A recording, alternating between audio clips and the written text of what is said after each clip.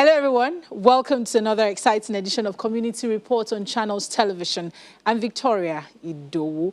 On this episode of the show, we're taking a look at beading. Beading as a fashion accessory, as a jewelry, and also, put on clothes, outfits, fabrics, and throw pillows and the likes. Welcome to the show.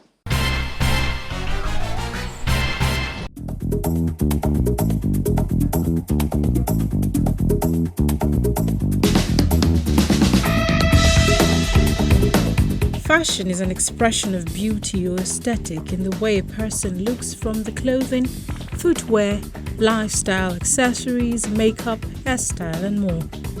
While some usually keep it simple with their outfit, some may embellish it with some enhancements like beads. Beads are small, round, perforated objects strung together to form a necklace, bracelet, or other items attached to clothes. Beads are made of a variety of materials like glass, copper, wood, silver, brass, coral, pearls, precious stones, and more. The history of the use of beads can be traced back centuries. Beads hold ancient roots and cultural significance and can be traced to their early use in battering. It also served as a primitive currency and still retains its value till date. Now it's mostly and significantly used as fashion accessories and different items. With the fashion, garment and footwear industry in Nigeria at $4.7 billion, contributing 0.74% to the total GDP figures for Nigeria, the beading market, which is but one small aspect of the industry, has relatively few hands in it.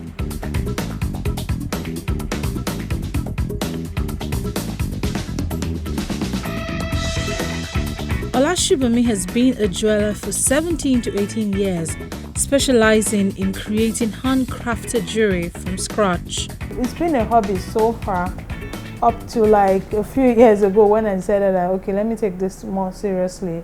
So for me, I've been interested in I'd loved fashion, but jewelry was something I really loved. I wanted something specific.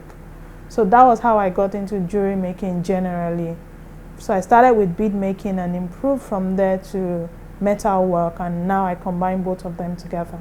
The journey for most people starts from the learning stage. The first thing was I knew like a neighbor that was into beadwork, and I had asked her to introduce me to the beadwork and teach me a few things, and I said after that she taught me for like 2 weeks. I paid for 2 weeks training. She taught me, and then from there I started going online, checking out some new things, and over time I decided, okay, let me start selling this. I can't just be making everything, because once I make, people like them and like, oh, this is lovely, and say, okay, I can sell it for this price, and that's how it really started. So after a while I met people that would say, oh, I just don't wear this, I'd rather have it in gold because I'm reacting to some part of it. So I decided to go and learn metal smithing. And I looked for a goldsmith around, and I got one in Yaba. That was when I started my apprenticeship. So I was combining that with studying in University of Lagos. After that, I decided to travel abroad to learn in different schools. So I've gone to different schools in the US, in the UK.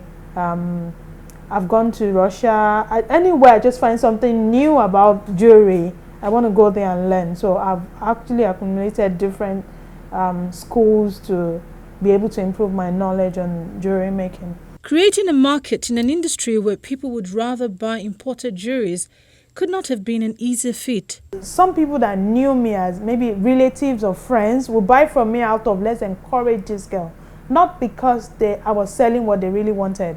So they'd say, oh, when I travel to Dubai, I'll get what I really want. So for me, it was more like, what is it that you really want that cannot be made here? My idea had always been that they're human beings that make it abroad. So why is it not that we can't make it here? So I started making research from there. And then I go to them and say, what is it that you like? Can you show me a picture? Then I find out the technique that was used to make it. Then I make something like that. And that's how I've been able to channel the sales from just helping me to selling things that the customers really want. So I specialize in customized jewelry. I sit with the customer and say, what do you really want? these are the kind of things I can do, what can you do? So they give me the idea of this is what I like, this is what I buy when I travel, and I try to create that. So over time I've been able to build a customer base on that. To create a product of international standard requires using authentic materials. I work with gemstones that are mined and carved here in Nigeria, you know, and they're really lovely gemstones. We have a lot of gemstones in Nigeria. We have gold in Nigeria as well. So I'm not restricted to only materials from there. It's just people just don't know. And what's important is to enlighten them. So for instance, I have beyond the beadwork, I have a wedding ring line where I introduce a lot of people in using gemstones that are found here in Nigeria for their wedding rings. For instance, I have peridox here that I'm wearing, and it's actually mined here in Nigeria and cut in Nigeria. A lot of places in Nigeria. I'm not a gemologist, and but there are a lot of gemologists in Nigeria that can tell you every single place. You can find a lot in the north. You can find in even Ogun States here, Ekiti State. There's so many gemstones in different parts of the country that you can find. It's just people just don't know, and there's not that. So those gemstones can also be carved into beads that we use in making the jewelry, or set as gemstones for embellishment, like centerpieces that we use for the beadwork. With gemstone gold available in Nigeria, this could be the next oil if properly harnessed. It's a very expensive business. Getting the tools and equipment is something that is really such a big deal. Yeah, not even the materials in stringing the beads now, or making the embellishment itself. It's actually about the tools and equipment in making it and sustaining that. There are a lot of students that I've taught in the past that one of the issues that they have is that it's very capital intensive. So if there was like a place that they could go to use the equipment, or something that the government has, or there's a recreative thing, I don't know, something that could just help everybody that wants to get into the trade to be able to make that convenient for them. I think that's one thing that will help.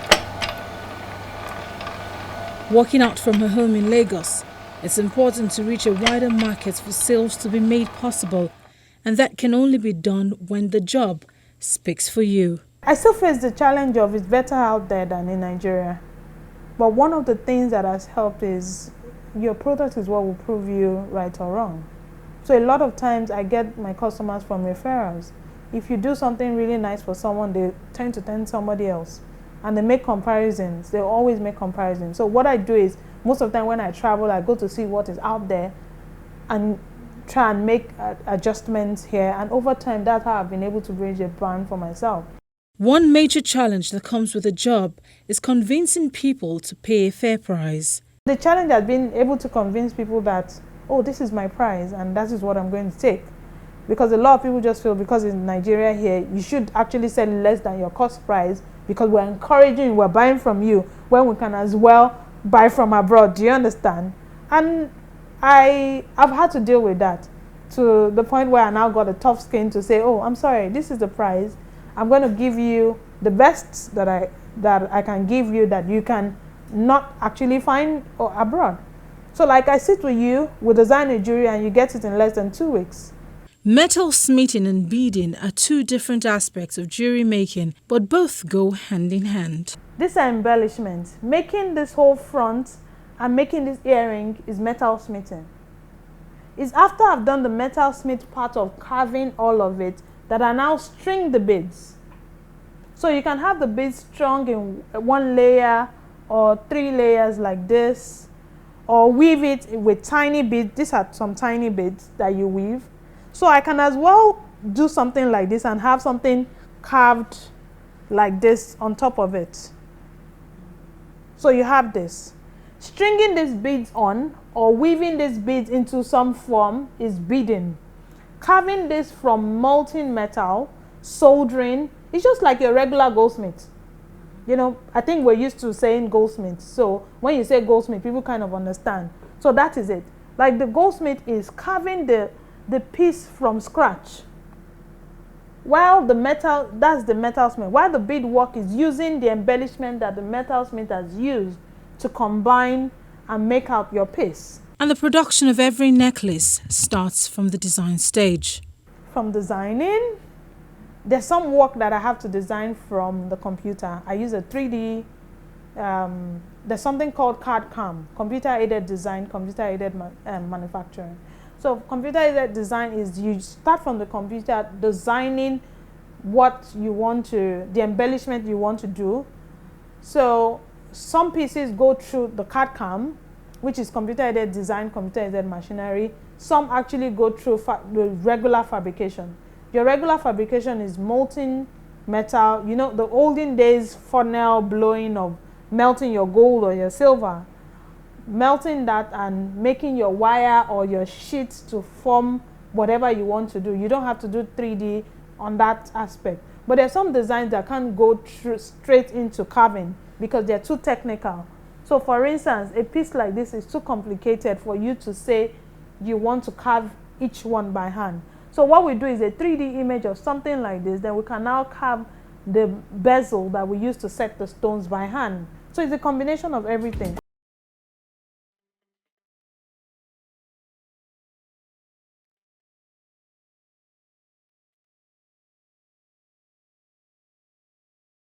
Valentina creates her art from beads on fabrics.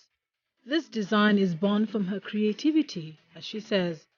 It's simply out of my creativity of what's in the mind and how I want to exude, and tell the story. Each and every piece that we make, they're all unique and different.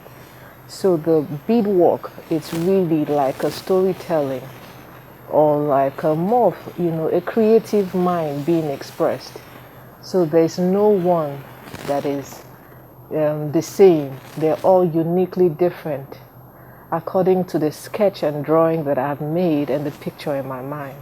As a creative person, the idea of beading must come from a creative mind and a strong love for fashion. I've always loved fashion. I've always loved being able to dress in a distinctive way. And I've always liked to express myself differently, a little bit more. And I needed to create a niche for myself. So since I know I was born with a creative mind, I saw myself exuding and representing my own style through beadwork. From the patterns to the sketches to the dresses made and to the beadwork. The beauty you see here starts from the mind. Basically, first of all, the process starts, from scratch, from the sketch. And then from the sketch to the dresses made. And then the beadwork on the dresses according to how they have been sketched on the clothes. For a young girl venturing into this type of business, passion and skill is a necessary tool. She has to have some level of interest and passion for fashion. First of all, she has to love it. She doesn't have to do it because she wants to make an income out of it. First of all, she really has to love it, and then she has to try to acquire some skills about it. She needs to try to get into some form of training to be able to acquire certain skills that she's looking out for. Find out what it is, what are her interests, in what aspect does she find interesting in the fashion industry. And then be quite patient, because it takes a while. It takes nurturing to get to where you need to be.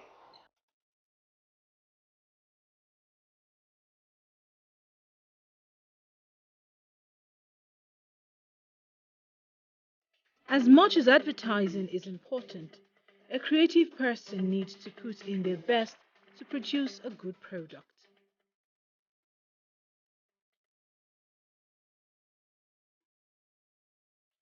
I can tell you this for sure, nothing good really hides. Nothing good really, really hides for a long time. And it's important to create a very good impression and create a very good relationship with your clients, because that's a very huge, great point or place for you to have huge referrals. And as much as you can say that not so much on the social media platform like you may think, but they also look out for information for what they want and when they need things that are very distinct.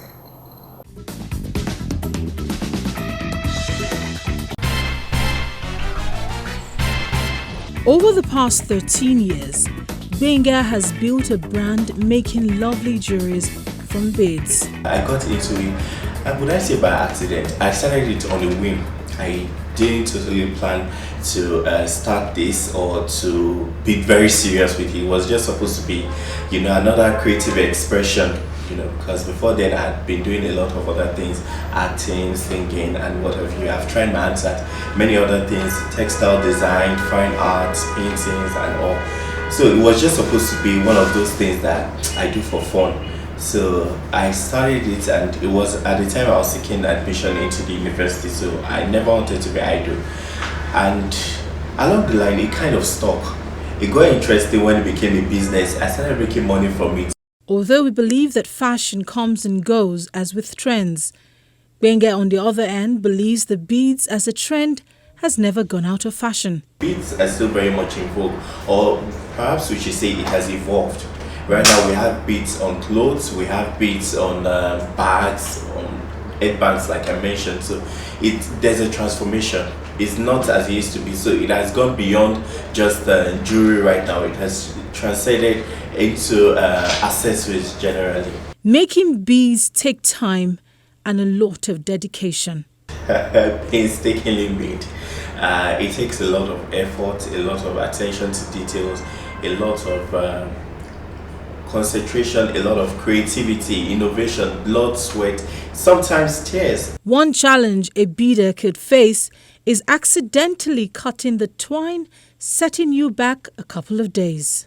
If you've started a job and then you have a timeline to deliver within maybe 3 days, 4 days, and all of a sudden, something, there can just be a mishap that will set you back 3 days, like back to square one in some cases. Do you understand that? So dealing with such frustration can be very, very, very annoying. To have a fantastic finished product, using good beads is key. That's why it's important to be able to identify a good one. If it doesn't peel, sometimes you just need to scratch the top. There's usually there's a hole drilled through the beads. That's where you use to thread your fishing line and all. So you can scratch the top. If it doesn't peel, it's good. Sometimes it's the weight. If you feel it in your hand, it's too light. You know that, okay, this is most probably synthetic, what we call plastic beads. And there's so many other things. If it doesn't fade, sometimes, especially pink beads, is very, that one, like they say, get shame. It's very easy for you to tell that this is fake. You can just hold it in your hands and then it's peeling off. Nigerians are very fashion conscious people. That's why they have largely received beads home and abroad. In terms of value, not as many people, don't let me say not so many people value it, not as many people as would like appreciate them. I think it is a case of see finish, like we would say, it's readily available. So many other people are doing it. So as a brand, we sell mostly to Nigerians in the diaspora. One could look at the money made in this industry and think this is the way to go. But now, really, not all that glitters is gold. Availability of resources can be very annoying. You have this brilliant idea in your mind, you have a picture of what it should look like, the quality you want and all, but you go searching and then you don't get that particular quality, or you don't get that particular kind of piece, because sometimes you go online searching for this stone, like, oh, this particular kind of stones, this particular kind of crystal is perfect for it. You don't get it. It's frustrating. You try to order it online, maybe you eventually even get it online. When it lands, it can be a different color or not the same size like you expected, or it can be lost.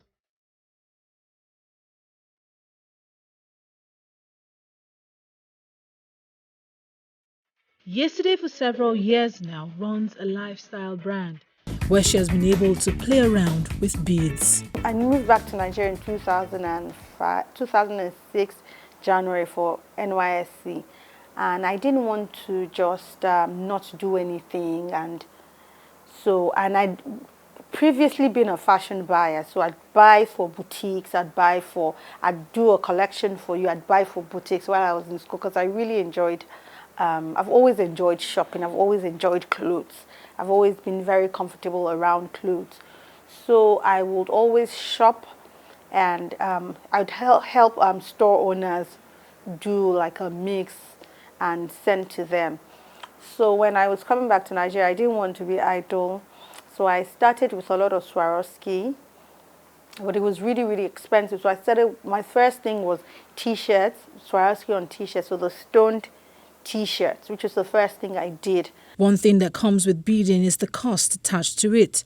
It can be very expensive. One thing you can never take away from beadwork is the cost, the time it consumes. So it was always time consuming. It was never cheap. Even when people tried to make it cheap, you'd go to Tedro Show Market then, and there'd be girls who would bead. I'm sure after a while it didn't pay them as well. So stones came, which were faster, and you buy your stoning machine for about 100,000 or 50,000 then, and then the sky was your limit. And one of the major reasons beads are almost this expensive is because of the amount of time it takes to complete one job. For one, it takes longer to produce it. So basically, if we're able to produce something that wasn't beaded, if we're able to produce 10, in that place we'll probably produce 2 beaded ones.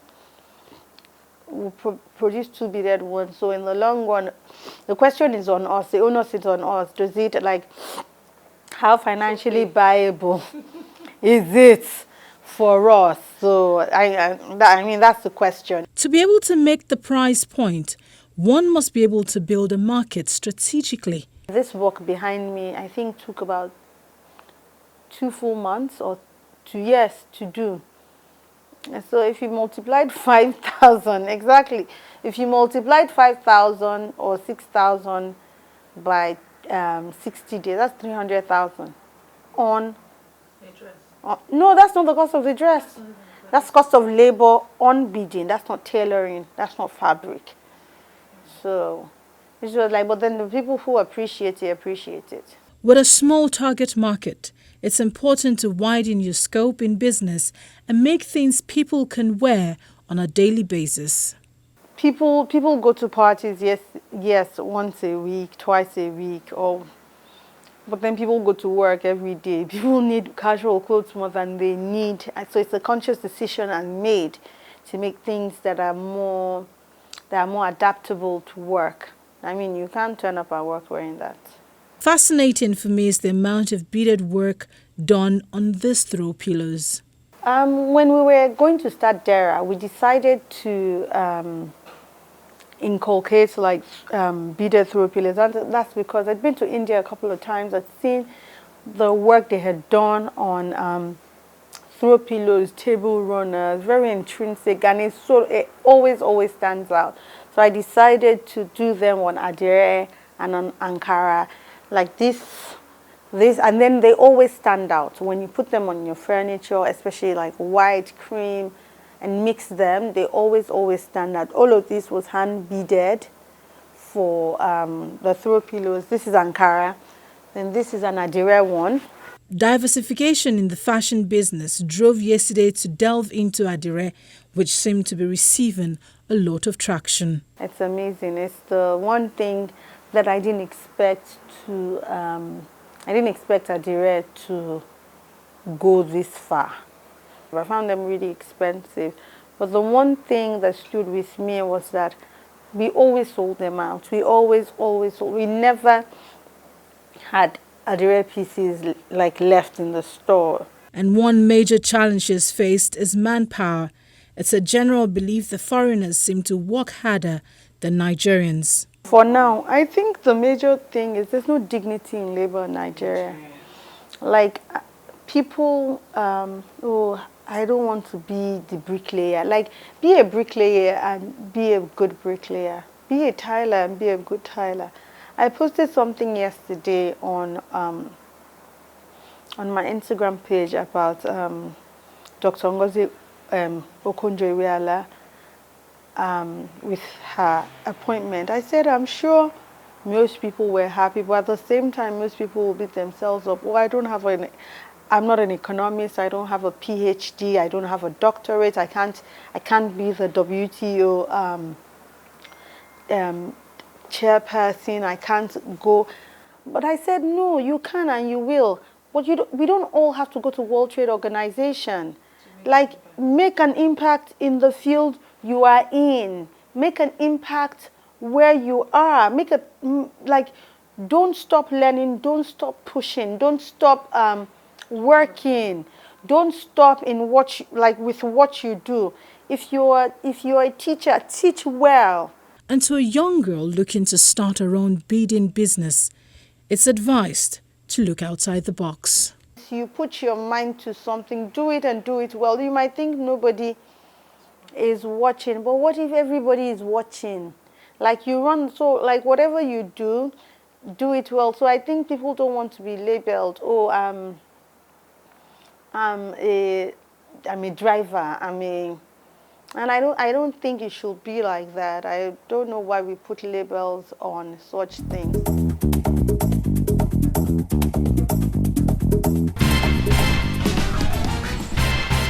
And that's it on the show today. Thank you so much for watching. If you missed any part of it, you can check it on our YouTube channel. You can also send your comments to the social media handles showing on your screen. Till I see you again next week, stay safe. Bye for now.